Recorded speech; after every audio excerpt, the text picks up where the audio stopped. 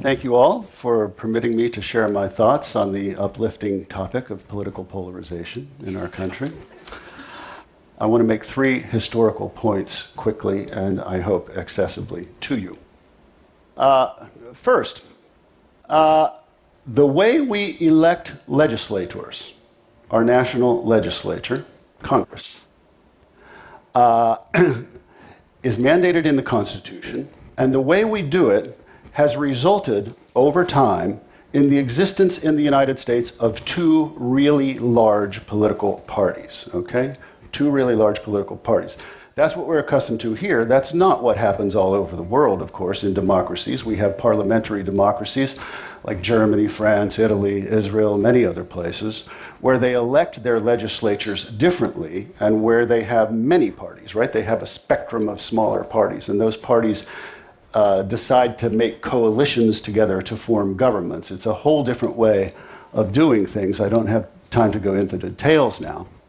But the way our system has worked, because of the way we elect legislators in single-member districts, in winner-take-all elections, our system has evolved to have these two big parties, and it's what we've had for the last 160 years, since the Whigs went away and since we've had the Republicans and the Democrats. So that's fact number one, two big parties. Fact number two, big parties, by their nature, are amalgams of factions, right? They're amalgams of factions. Think quickly with me about the history of both of our parties. The Democrats started as a Southern agrarian party. Then they became the party of the Northern immigrants, of the political machines in the cities, Tammany Hall, here in New York most famously. The Republican Party started as a mostly New England-based abolitionist party. Then as the country expanded geographically, as the territories of the heartland became states, the New Englanders said, there aren't enough of us to win a national election. We better make common cause with these heartland agrarians. So that's how the parties developed. Again, the history is much more complex than that, but that's how the parties developed. That meant that within the parties, there was division, and there were big divisions within the parties. Let's skip ahead to the 20th century. Think about the Democrats in the mid-20th century. What was the Democratic Party deeply divided over in the 1940s and 50s? Race. Because the Democrats were Northern liberals and Southern conservatives, Southern segregationists. The Republican Party was divided as well. They had the Rockefeller wing, the moderates, named for Nelson Rockefeller, and they had the Goldwater wing, the conservatives, named for Goldwater, right? So both parties had all these different moving parts. Now, these different moving parts, they agreed on enough things that they could function coherently as political parties, but there were a lot of divisions within them. And that meant there were a lot of kind of moderate to conservative Democrats back in those days, the 40s, 50s, and there were a lot of moderate Republicans. That meant, and this is the third point, historical point, and the important point, that meant overlap. There was a lot of overlap between the two parties. And that overlap is what made the compromise possible, made the bipartisanship in Washington possible. But the differences eventually became too great. And so what started in the 1960s was what I call an ideological sorting out process by which the parties went apart. This started over race and civil rights. When the Democratic Party embraced civil rights in 1964, that started a process that moved the Southerners out of the Democratic Party. It took a long time. These old habits die hard. But it happened, and it certainly is a process that is complete today. Then came the 1970s. Cultural issues came to the fore for the first time in the history of the country. Abortion wasn't an issue before the 1970s. The Christian coalition entered the political fray in the 1970s. It didn't exist before. Then moved to the 1980s, Ronald Reagan's time. Big fights over the size and scope and role of federal government. There were more of these examples along the way, but I think you see what I'm getting at. The fault lines hardened between the two parties, and the old overlap disappeared. It disappeared. There's a magazine called National Journal in Washington, which covers Congress and politics, and they've been doing this very interesting exercise since the early 1980s. They take the voting records of every senator and they determine the most conservative Democrat and the most liberal Republican. Now, when they started doing this, there was a fair amount of overlap. By 2010, there was no overlap at all. The most conservative Democrat was still more liberal than the most liberal Republican. That's why we're polarized, folks. It's not something in the water. It's not that people got mean. It's not the attack ads. It's not the money. It's not the news.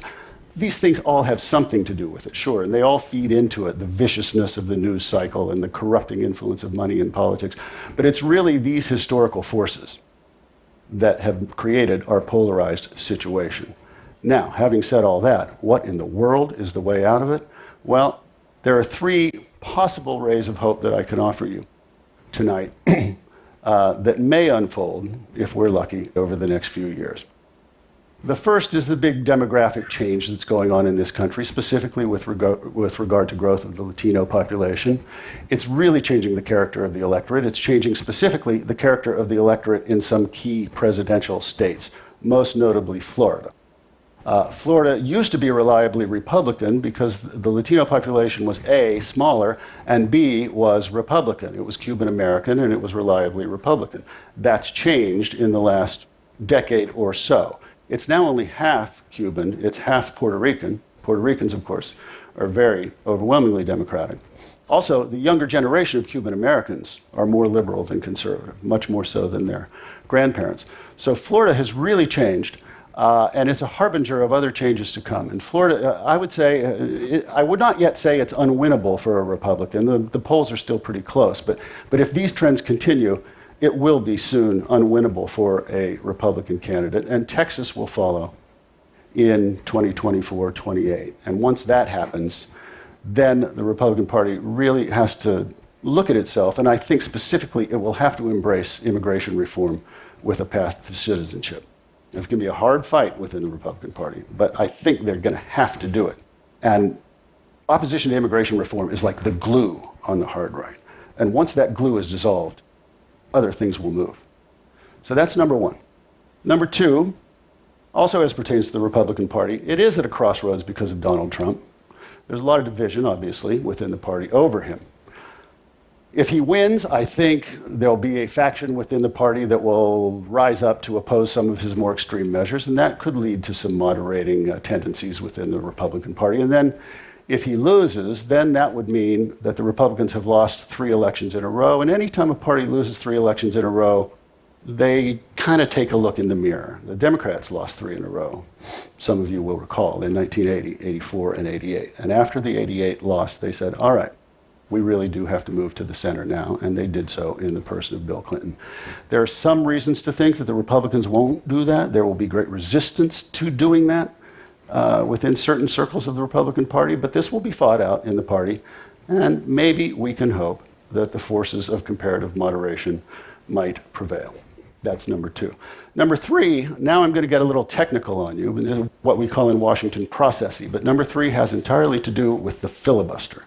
I'm sure many of you know the filibuster is a Senate rule that makes it possible for a minority of senators, just 41 senators, to prevent the Senate from passing anything. Now, this again is going to be a very, very difficult, contentious process, but there is talk in Washington of changing this rule. So you no longer need 60 senators to pass a bill. It's ridiculous. It's something that in the old days, the Senate used to do very rarely, but now they do all the time. Everybody knows it's a problem.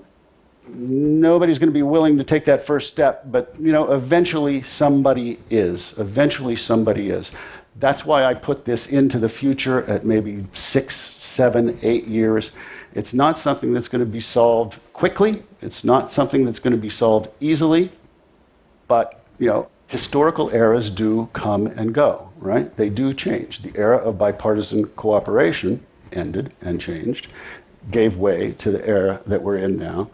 This era will end sometime too. So all is not lost, my friends. All is not lost. Thank you.